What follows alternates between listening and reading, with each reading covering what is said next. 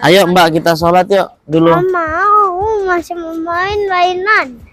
Kenapa Mbak Kinan nggak mau sholat? Hah?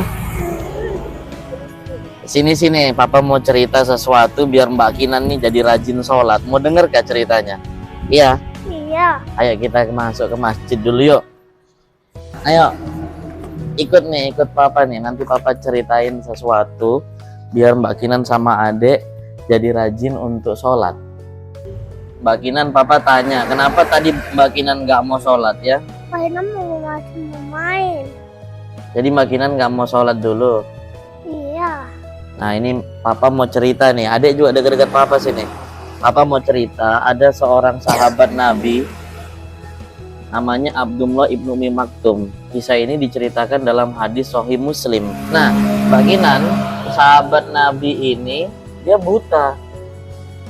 Mbak Kinan tahu kan, kalau orang buta nggak bisa melihat. Tapi dia ini pengen supaya dia terus bisa sholat. Tapi karena dia buta, akhirnya dia pernah nanya kepada Rasulullah SAW, Rasul, bolehkah saya dikasih keringanan? Karena rumahnya jauh, boleh enggak kalau dia sholatnya di rumah aja, nggak usah sholat di masjid. Nah, kemudian Rasul bilang, saya belum temukan satu perintah yang meringankan kamu untuk tidak sholat di masjid. Kamu dengar azan? Mbak Kinan dengar azan enggak? Dengar? Nah, kata Rasulullah kepada Abdullah ibnu Umi Maktum, kamu dengar azan? Dia bilang iya. Kalau kamu dengar azan, ya berarti kamu wajib mendatangi azan itu atau bersegera untuk memenuhi panggilan azan itu untuk melaksanakan sholat. Nah, karena itulah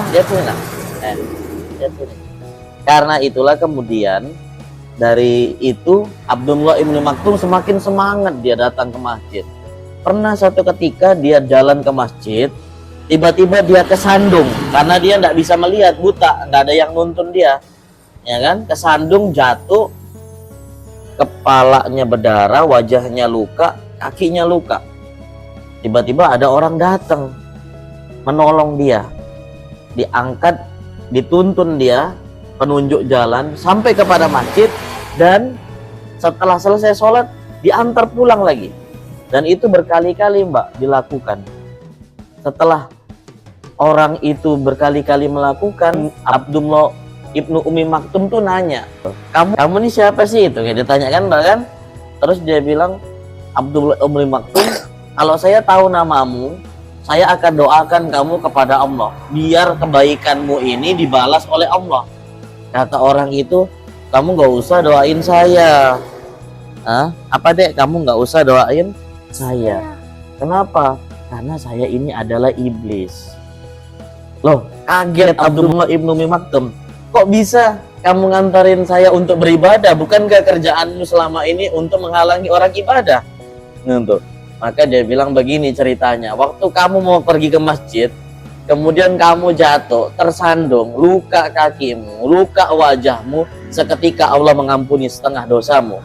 Aku khawatir kalau kamu jalan lagi, tidak aku tuntun, kamu jatuh lagi, maka setengah dosamu akan diampuni oleh Allah. Kalau setengah tambah setengah berarti habis dosanya diampuni. Maka sejak saat itu saya bertekad, kata iblis, nolongin kamu supaya kamu tidak diampuni dosa yang begitu besar dari apa yang kamu lakukan dalam kehidupan.